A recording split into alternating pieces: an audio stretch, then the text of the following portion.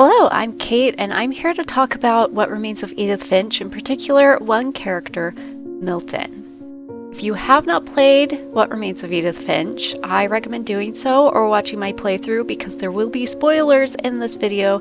There will also be some spoilers for The Unfinished Swan, Giant Sparrow's other game. So you could watch my playthrough of both of those, or you could play it for yourself.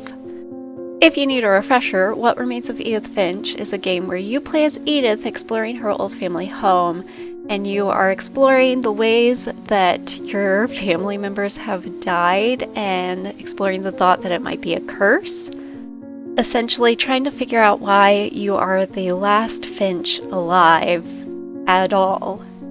However, there is one other character that is not credited as dead, and that is Milton Finch. He has missing posters everywhere, and he is only listed as missing, though he never showed up, so that does point to certain unfortunate things.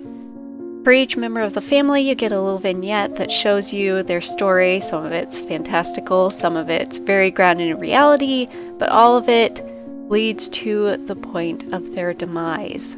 Except, of course, Milton Finch. His doesn't give you much information at all, and I was actually very confused after I played his segment. Whoa. Whoa, this is so meta. Milton was legit clever. That's all we get from Milton? It turns out that his character is actually pointing towards a different game, The Unfinished Swan. And the creators of What Remains of Edith Finch and The Unfinished Swan have confirmed this. In The Unfinished Swan, you play as a boy named Monroe whose mother just passed away. You take possession of her magic paintbrush and you enter a door to a world of paint. It's a magical, whimsical experience, very wondrous. And it turns out in this world is a king who's Monroe's father, and this king is also Milton Finch. Now, the creators haven't directly said that what happens with the king relates to what happened with Milton Finch in What Remains of Edith Finch, but I think it's pretty easy to make a connection there, and I did. I have two theories of what happened, and neither of them are completely solid, but there is enough evidence for both of them to make you think, and I want your opinions. Theory 1. Everything we see in The Unfinished Swan is real. My cat chews me on. Milton really went through a magical door and discovered a paint world, the same world that Monroe entered much later. This theory, at first I thought did not seem realistic, did not align with What Remains of Edith Finch, but then I remembered something. Milton is very adventurous. You see his drawings in the crawl spaces that he didn't have to go through because all the doors weren't locked until he went missing. So he was just adventuring through these crawl spaces for fun. That means he is most likely to have found a strangely magical door.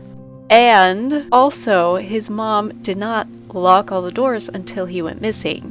Why did she lock all the doors unless she knew there was somewhere in the house that he had disappeared to? That they had lost him in the house. This has wild repercussions for What Remains of Edith Finch because this suggests that magic is real, and so the curse might be real. Every fantastical element we see might be real. That's a lot to take in, and I don't know, it doesn't feel like What Remains of Edith Finch, but I don't know, there's something there.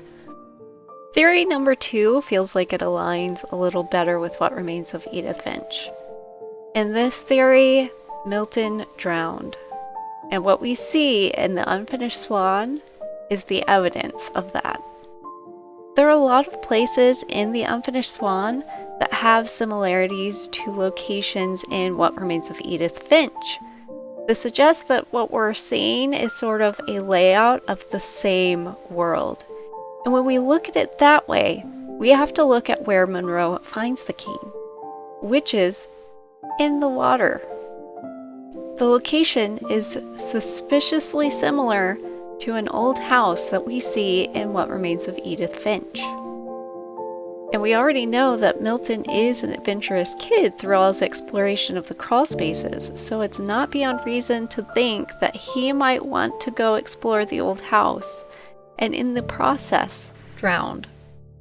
Even in The Unfinished Swan, what we see in place of the old house is a monument of the king, and when we get to it, that monument floods. It fills with water, like it's drowning. This would be an unfortunate and tragic conclusion for Milton, which does align with everyone else in What Remains of Edith Finch, but it's also why I like to hold on to Theory 1. There's a little more optimism in there in the sense that he was able to live fully, just in another world. Well, those are my theories. What do you think? Are either of them right? Did I miss some vital clue that points out another theory completely? Let me know what you think in the comments below, and don't forget to like and subscribe if you like it, and subscribe to it. I have more games to play and more games to talk about, and even more about What Remains of Edith Finch that I want to talk about, so please stay tuned, and I will see you next time. Bye!